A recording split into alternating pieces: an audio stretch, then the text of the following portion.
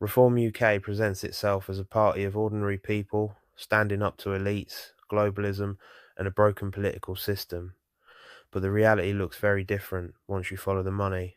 Around three-quarters of Reform UK's funding comes from a tiny circle of ultra-wealthy donors. This is not a mass movement funded by the public. It is a party structurally dependent on elite money. The most important of these donors is Christopher Harbin, a British-born billionaire now based overseas. His wealth comes from aviation fuel, defense-related interests, and cryptocurrency.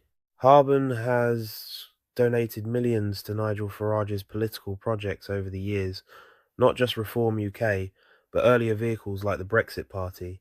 This level of financial backing doesn't just buy influence, it creates dependency. Harbin's interests are global, mobile, and heavily shaped by regulation, or the lack of it. In cryptocurrency, lighter regulation means faster capital movement, fewer reporting requirements, and less state oversight. For large holders and investors, deregulation is not innovation. It is freedom from scrutiny.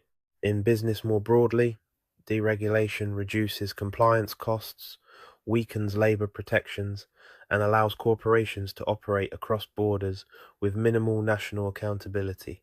These policies overwhelmingly benefit those with mobile wealth, offshore structures, and international operations, not local workers tied to the UK economy. That matters because policy follows money. Harbin is not alone. Other major reform donors come from finance, property, telecoms, and international investment. Many previously funded the Conservative Party. They haven't rejected elite politics. They've simply changed platform. This is where immigration becomes crucial. Reform UK publicly fixates on undocumented migrants, border crossings, and visible chaos. This is not accidental. It generates anger, fear, and votes. But it also distracts from a quieter reality. Reform does not oppose immigration as an economic system. It supports continued high-skilled immigration, the type demanded by global business and wealthy investors.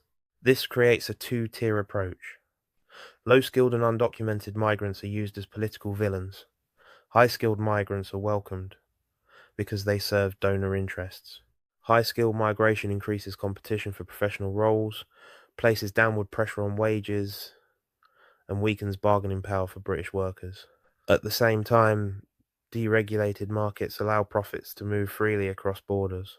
Earnings leave the UK economy through remittances, offshore accounts, and complex corporate structures, while workers remain locked into rising costs and shrinking opportunity.